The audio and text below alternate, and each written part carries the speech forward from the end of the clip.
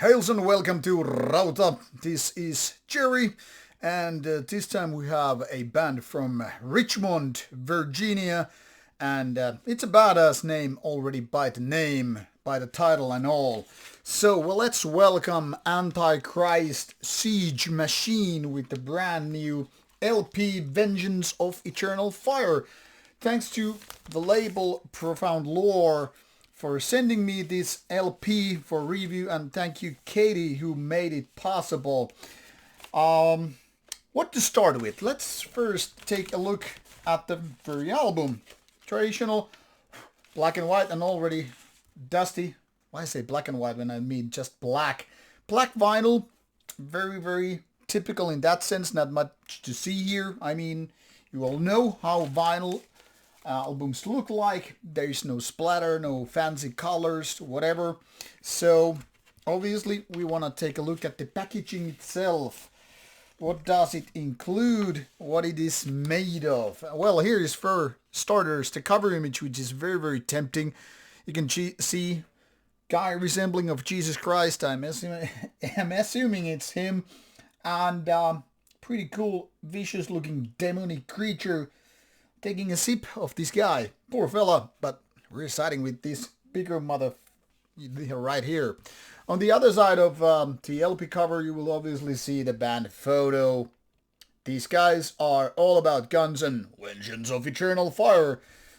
And then again, also having side A, side B with their respective tracks, and then the label information. And of course, as it nowadays is, I'm just gonna hide it here so you don't get to use it, but this comes with the download code.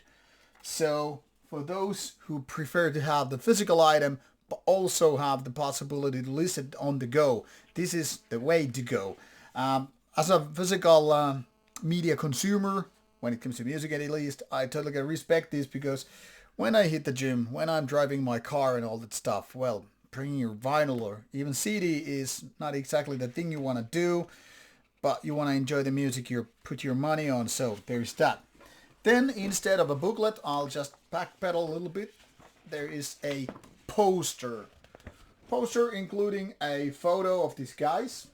Let's also hope that you get to hear what I'm saying. And then the lyrics on the other side.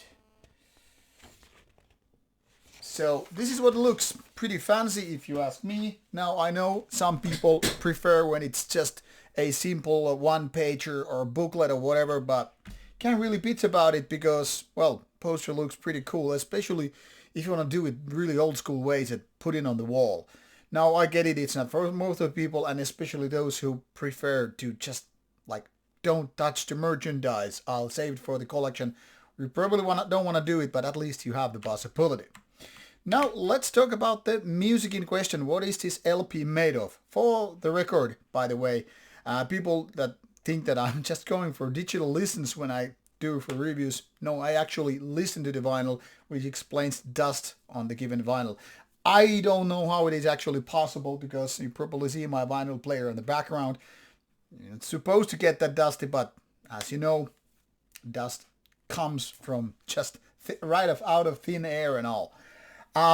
Quick look to the Metal Archive site gives you the basic information about the band. Started in 2016, and already the same year they had demo out, the following year EP, then yet another demo, and in my opinion, by the way, this is the right order to do things. So many bands seem to be skipping, when it comes to the whole band process. You start a band or after a few beers at the bar, and the next day you're already recording the album with your very first tracks, forgetting the fact that you probably need to demo them out. That is, to iron the kind of bumps and holes and what have you, make the real songs first, demo them around, and get the feeling if that song or songs make any kind of sense. And only after that, the demo phase that is, you're ready to embark on a mission which could then result an album.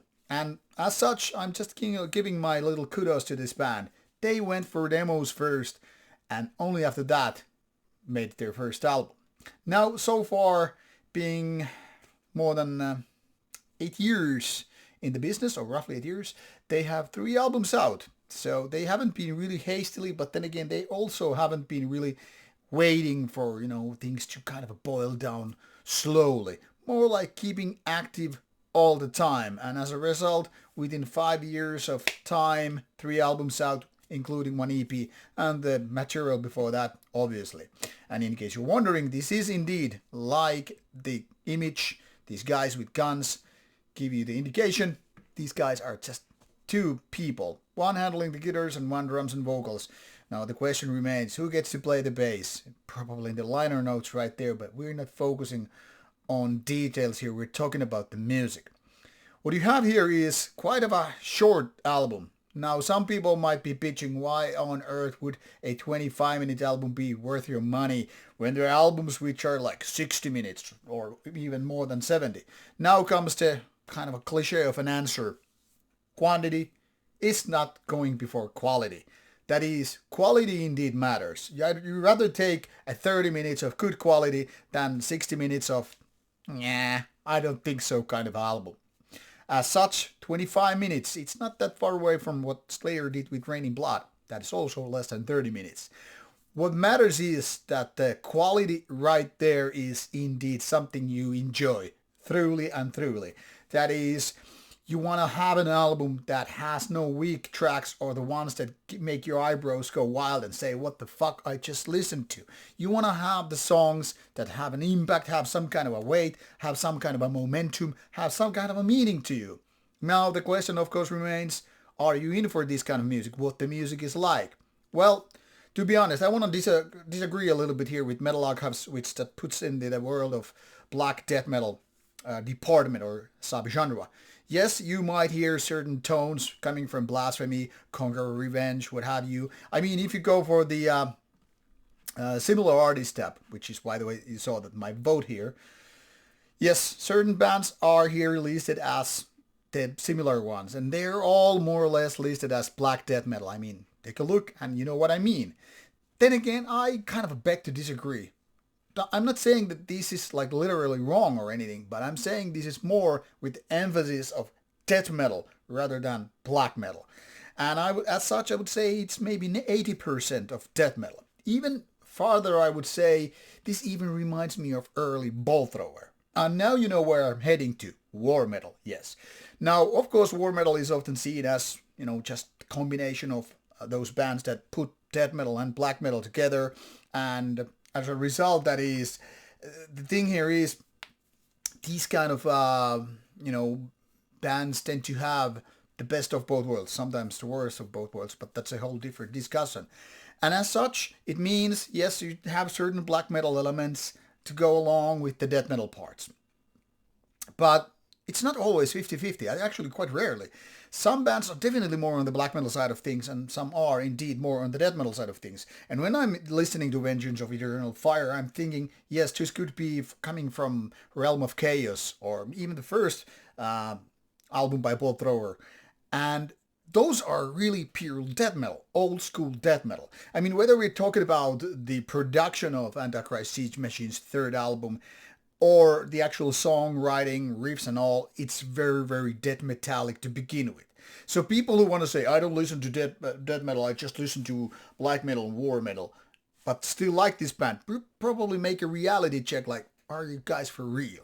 I mean, this is no competition which genre is the biggest or, more important. This is just understanding the very basics. Back in the days, they weren't even separate genres. They were just like death metal. Anyway, my point here is, when you're listening to this kind of album, you kind of have to just forget those silly genre wars and definitions, and more like, you gonna enjoy it or not? That's what matters. And in my opinion, when you're listening to this kind of stuff, you are indeed embracing the heavy, crushing, tank-like death metal presence when it comes to the riffs and when it comes to the production. Especially on the production side, there's very, very little, in my opinion, any kind of black metal to begin with. When it comes to the vocals, surely, they're nodding more to the side of death metal. They're more on the growler side of things rather than going high, screamy, shriek parts or whatever. Certain riffs might be like 50-50 if you really want to go nitpicking and all, but I think that's kind of a meaningless. It doesn't matter whether you call it death black, it doesn't matter whether you call it war metal, whatever. What matters is that this kind of album is actually good. Is it really memorable? Is it really like going to challenge Realm of Chaos? No, I don't think so. But then again, only a very few bands are able to do that. What matters is that this album is made of violence, relentless spirit, aggression, and that heaviness. I like that the band is able to go back and forth with different tempos. So instead of just like going all the way blast beat, this is able to slow down. I mean, tanks don't really go like Ferrari. You have to understand that. So sometimes the heaviness comes when you're doing rolling around with your tank in a mid-tempo ways, like this album is doing. And that's where really those heavy guitars, that's where they really like hit you in the face. If you just go with the buzzing sound with hyper speed and all, it kind of loses its magic. At least for me. Now mind you, I do like slow tempo, mid tempo, fast tempo, hyper tempos. But this kind of music is, in my opinion, taking the better benefit of the whole thing here when it's slowing a little bit down. But of course, the variety, it means a lot. It plays a big role here because there's a contrast when you go for faster parts and then slower parts. So, I don't know, best of both worlds in so many ways, and the crushing sound really complements the whole deal. So, in case you're in for black death metal or war metal or just, I don't know, old school cavernous war metal like death metal, like Bolt Thrower for instance, this is definitely something you might want to check in because, like I said, it's not one of those boring copycat bands. Is it ready to challenge blasphemy and the like? Most likely not, but that is because some of these bands are seen so unholy that there will be nowhere, nothing ever which is going to touch the magical things of the gods. But if you want to remove the cult status and just take it as it is, music first and everything else secondary, maybe this is able to challenge a lot of those albums and bands back in the days. Give it a go. It's been out since April 19th. I'm actually doing this a couple of days before the album is out. But because of the video schedule, this review will be a little bit late to the party in terms of release date. So, for information, it's already out there for your money or time. You will get to see links provided in the description box, both for the music, both for information source and all that stuff. Now go and enjoy. Let me know what you think about this album and see you soon with more reviews coming your way. Take care.